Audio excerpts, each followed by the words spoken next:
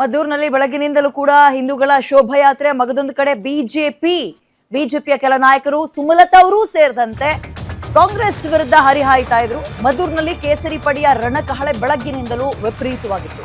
ರಾಜ್ಯ ಕಾಂಗ್ರೆಸ್ ಸರ್ಕಾರಕ್ಕೆ full class ತಗೊಂಡಿದ್ದಾರೆ ಬಿಜೆಪಿ ನಿಯೋಗ. ನಮ್ಮ ರಾಜ್ಯ ನಮ್ಮ ಊರಿನಲ್ಲಿ ನಮ್ಮ ಹಬ್ಬವನ್ನ ಮಾಡಬಾರ್ದಾ ಅಂತ ಪ್ರಶ್ನೆ ಕೇಳೋದ್ರ ಮುಖಾಂತರ ರಾಜ್ಯದಲ್ಲಿ ಇನ್ನು ಮುಂದೆ ಹಿಂದೂಗಳದ್ದೇ ದರ್ಬಾರ್ ಅಂತ ಘೋಷಣೆ ಕೂಗಿದ್ದಾರೆ. ಕಾಂಗ್ರೆಸ್ ಸರ್ಕಾರ ಓಲೈಕೆ ರಾಜಕಾರಣ ಮಾಡ್ತಾ ಇದೆ. ಇದು ಮತ್ತೊಂದು ಉದಾಹರಣೆ ಮದ್ದೂರಿನಲ್ಲಿ ಆಗಿರೋ ಇನ್ಸಿಡೆಂಟ್. ಅದಕ್ಕೆ ಠಾಣೆ ಸುಡಲು ಹೋಗಿದ್ದವರ ಕೇಸ್ನ ವಾಪಸ್ ಪಡಿತಾರೆ. ಇದು ಜನವಿರೋಧಿ ಸರ್ಕಾರ ಅಂತ ಬಿಜೆಪಿ ಕೆಂಡ ಕಾರಿದೆ. ಕಾಂಗ್ರೆಸ್ ಸರ್ಕಾರ ಕೇವಲ ಇರೋದು 2 ವರ್ಷ ಅಷ್ಟೇ, ಆಮೇಲೆ ನಾವೇ ಅಂತ ಇವರು ಇಲ್ರ ರಾಜಕೀಯ ಬೆಳೆ ಬೇಯಿಸ್ಕೊಳಕ್ ಹೋದ್ರ ಅಂತ. ಇನ್ನು ಮುಂದೆ 10 ವರ್ಷ ನಮ್ದೇ ಹವಾ, ಅವ್ರದ್ದು ಇನ್ನೊಂದು 2 ವರ್ಷ ಅಷ್ಟೇ. ನಿನ್ನೆಷ್ಟೇ HDK ಭೇಟಿ ಮಾಡಿ ಮಾತುಕತೆಯನ್ನ ನಡೆಸಿದ್ದೀನಿ, 10 ವರ್ಷ ನಮ್ದೇ ಹವಾ ಇರುತ್ತೆ ಅಂತ ಅಶೋಕ್ ಅಬ್ಬರಿಸಿ ಬೊಬ್ಬರದಿದ್ದಾರೆ. ಇವ್ರುಗಳು ಹೋಗಿರುವಂತದ್ದು ಅಲ್ಲಿ ಹಿಂದೂಗಳಿಗೆ ದೌರ್ಜನ್ಯ ಆಗಿದೆ, ಅನ್ಯಾಯ ಆಗಿದೆ ಅಂತಲ್ಲ, ಕಾಂಗ್ರೆಸ್ನವ್ರು ಮತ್ತೆ ಮುಂದಕ್ಕೆ ಬರಲ್ಲ, ನಾವೇ ಇರ್ತೀವಿ ಅಂತ ಹೇಳಕ್ಕ.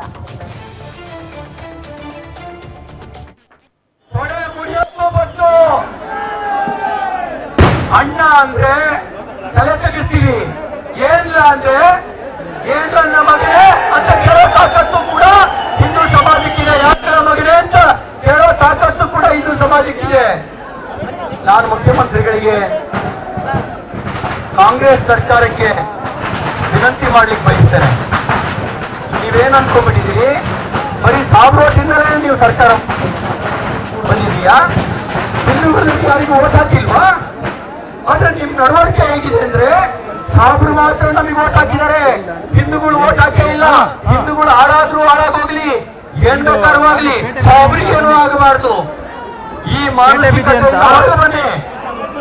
ಈ ಮಾನಸಿಕತೆಯಿಂದ ಬರಬೇಕು. ಅದಕ್ಕೆ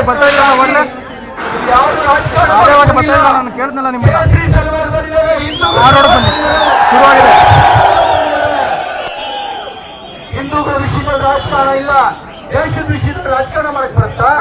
ಆದ್ರೆ ನೀವೇನ್ ಮಾಡ್ತೀರಿ, ಪಾಕಿಸ್ತಾನ್ ಸಿದ್ದಾಬಾದ್ ಅಂತವನಿಗೂ ಕೂಡ ನಮ್ಮವನು ಅಂತ ಯೋಚನೆ ಮಾಡ್ತೀರಿ. ನಾನು ಹೇಳ್ತೇನೆ, ಪಾಕಿಸ್ತಾನ ಮೇಲೆ ಅಷ್ಟೊಂದು ಪ್ರೀತಿ ಇದ್ರೆ ಇಲ್ಲಿ ಹಾಕಿದಿರಿ, ಗಂಟು ಮುಟ್ಟಕ್ಕೆ ಧೋನಿ ಪಾಕಿಸ್ತಾನಕ್ಕೆ. ಇಲ್ಲಿದ್ರೆ ನೀವು ಕೂಗ್ಬೇಕಾಗಿರೋದು ಒಂದೇ, ಭಾರತ್ ಮಾತಾ ಕಿ, ಭಾರತ್ ಮಾತಾ ಕಿ. ನಾವು ಯಾವತ್ತುವೆ ಸಾಹೇಬರು ನಮ್ಮ ದೇವಸ್ಥಾನದ ಮುಂದೆ ಬರಬಾರ್ದು ಅಂತ ಹೇಳಿದ್ವ, ಆದ್ರೆ ನಿಮಗೆ ಸೀದಿ ಮುಂದೆ ಬರಬಾರ್ದು ಅಂತ ನಿಮಗೆ ನಾನು ಹೇಳಕ್ ಬಯಸ್ತೇನೆ. ಮಾವನ ಅವತಾರ ಎತ್ತಿ ಭೂಮಿ ಆಕಾಶ ಪಾತಾಳ ಮೂರನ್ನು ಮಹಾವಿಷ್ಣು ತಪ್ಪಿದ್ದಾನೆ. ನಾವು ಕೂಡ ಇದೆಲ್ಲ ಇಡೀ ಭೂಮಿಯೇ ಹಿಂದೂಗಳದ್ದು ಅಂದ್ರೆ ನೀವೆಲ್ಲಿಗೆ ಹೋಗ್ತೀರಿ, ನೀವೆಲ್ಲಿಗೆ ಹೋಗ್ತೀರಿ? ನಾವು ಆ ತರ ಹೇಳಿಲ್ಲ. ಆದ್ರೆ ಏನಾಗಿದೆ ಅಂದ್ರೆ, ಇಸ್ಲಾಂ ಮಾನಸಿಕ ಆ ಕಾರಣಕ್ಕೋಸ್ಕರನೇ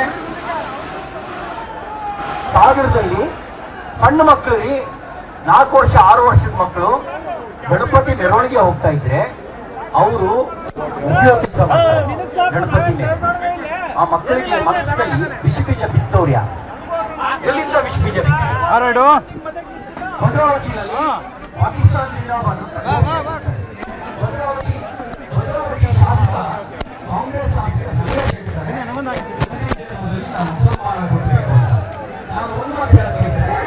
ಇಸ್ಲಾಂನಲ್ಲಿ ಪುನರ್ಜನ್ಮಕ್ಕೆ ಅವಕಾಶ ಇಲ್ಲ, ಇಸ್ಲಾಂನಲ್ಲಿ ಪುನರ್ಜನ್ಮಕ್ಕೆ ಅವಕಾಶ ಇಲ್ಲ. ಯಾಕಾಗಿ ಮುಂದಿನ ದಿನದಲ್ಲಿ ಮನುಷ್ಯ ಹುಟ್ಟಿಯೋ, ನಾಯ ಹುಟ್ಟಿಯೋ, ಪತಿಯ ಹುಟ್ಟಿಯೋ, ಪತಿಯ ಹುಟ್ಟಿಯೋ.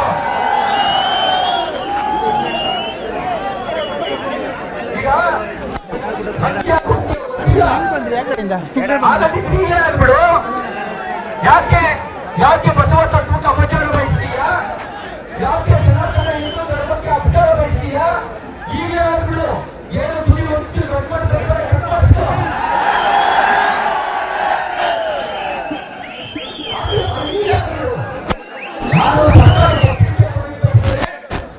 ಹಿಂದೂ ಕಾರ್ಯಕರ್ತರ ಮೇಲೆ, ಹಿಂದೂ ಹೆಣ್ಣುಮಕ್ಕಳ ಮೇಲೆ ಲಾಠಿ ಚಾರ್ಜ್ ಮಾಡಿ ಶಿಕ್ಷಣ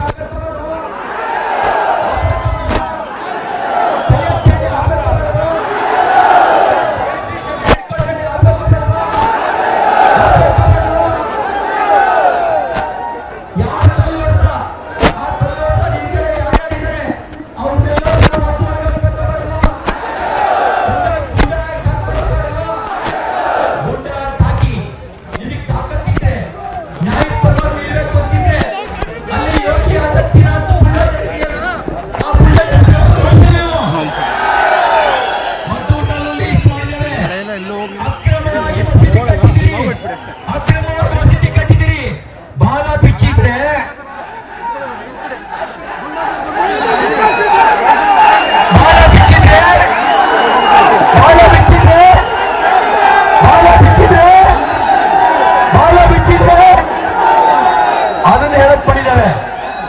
ನಾವು ಇನ್ನ ಬಹಳ ಕಾಲ ಸಹಿಸ್ಕೊಳ್ಳಲ್ಲ. ಮಂಡ್ಯ ತಾಕತ್ತೇನು ಅಂತ ನೋಡಿದಿರಿ. ಇಲ್ಲಿ ಯಾರು ನಿಮಗೆ ವೆಹಿಕಲ್ ಮಾಡಿ ಕರ್ಕೊಂಡ್ ಬಂದಿದಾರ? ಯಾರ ದುಡ್ಡು ಕೊಟ್ಟು ಕರ್ಕೊಂಡ್ ಬಂದಿದಾರ?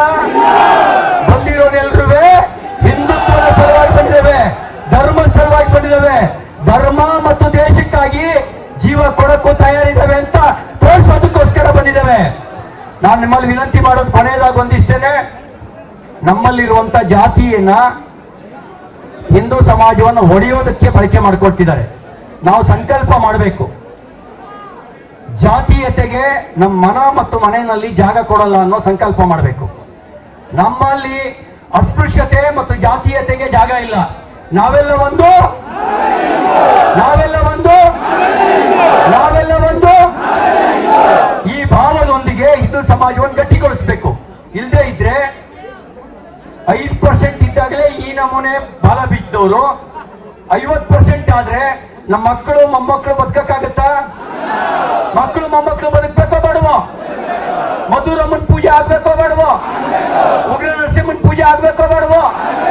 ಗಣೇಶನ ಮೆರವಣಿಗೆ ಆಗ್ಬೇಕೋ ಬೇಡವೋ? ಆಗಬೇಕು ಅಂತಂದ್ರೆ ನಾವೆಲ್ಲ ಒಂದು. ಕೆಲವರು ಕುತಂತ್ರಿಗಳು ಓಟಿನ ಆಸೆಗೋಸ್ಕರ ಹಿಂದೂ ಸಮಾಜವನ್ನು ಹೊಡಿತಾರೆ, ಹಿಂದೂ ಸಮಾಜವನ್ನು ಹೊಡೆಯುವಂತ ಷಡ್ಯಂತ್ರ ಮಾಡ್ತಾರೆ. ಅಷ್ಟು ಮಾತ್ರ ಅಲ್ಲ, ಮುಸಲ್ಮಾನರನ್ನ ಬ್ರದರ್ಸ್ ಅಂತ ಕರೀತಾರೆ. ಅವರು ಬಾಂಬ್ ಹಾಕಿದ್ರು ಬ್ರದರ್ಸ್ ಅಂತಾರೆ. ಪಾಕಿಸ್ತಾನ ಜಿಂದಾಬಾದ್ ಅಂದ್ರು ಬ್ರದರ್ಸ್ ಅಂತಾರೆ. ನಾಗಮಂಗಲದಲ್ಲಿ ಪೆಟ್ರೋಲ್ ಬಾಂಬ್ ಹಾಕಿದಾಗಲೇ ಬುದ್ಧಿ ಕಲಿಸಿದ್ರೆ ಮದ್ದೂರಿಗೆ ಬರ್ತಿರ್ಲಿಲ್ಲ. ಆವಾಗ ಸುಮ್ಮನಾದ್ವಿ, ಈಗ ಬಾಲ ಬಿಚ್ಚಿದ್ದಾರೆ. ಇನ್ನೂ ಸುಮ್ಮನಾದ್ರೆ ನಮ್ಮ ಅಕ್ಕಂದಿರು, ನಮ್ಮ ತಾಯಂದಿರು, ನಮ್ಮ ಮಕ್ಕಳು ಉಳಿಯಲ್ಲ. ಇದನ್ನ ಗಮನದಲ್ಲಿಟ್ಕೊಂಡು ನಾವೆಲ್ಲ ಒಂದು, ನಾವೆಲ್ಲ ಹಿಂದೂ ಅನ್ನೋ ಭಾವದೊಂದಿಗೆ ಒಂದಾಗಿ ನಿಲ್ಲೋಣ ಅಂತಕ್ಕಂಥ ಮಾತನ್ನು ಹೇಳ್ತಾ, ಮಾನ್ಯ ಮುಖ್ಯಮಂತ್ರಿ ಸಿದ್ದರಾಮಯ್ಯನವರೇ, ನೀವು ಬಹಳ ಕಾಲ ಅಧಿಕಾರದಲ್ಲಿ ಇರ್ತೀವಿ ಅನ್ನೋ ಭ್ರಮೆ ಬೇಡ. ನಾನು ನಿಮಗೆ ಹೇಳೋದಿಷ್ಟೇನೆ, ಅತಿಯಾಗಿ ಓಲೈಕೆ ಮಾಡಿ ನೀವು ನಾಶವಾಗಿ ದೇಶನೂ ನಾಶ ಮಾಡಬೇಡಿ. ನೀವು ನಾಶವಾದರೂ ಪರವಾಗಿಲ್ಲ, ದೇಶ ನಾಶ ಆಗೋದಕ್ಕೆ ಮಂಡ್ಯ ಜನ ಬಿಡಲ್ಲ ಅಂತ ಹೇಳಿ ಮಾತು ಹೇಳಿ ನನ್ನ ಮಾತು ಮುಗಿಸ್ತಾನೆ. ಭಾರತ್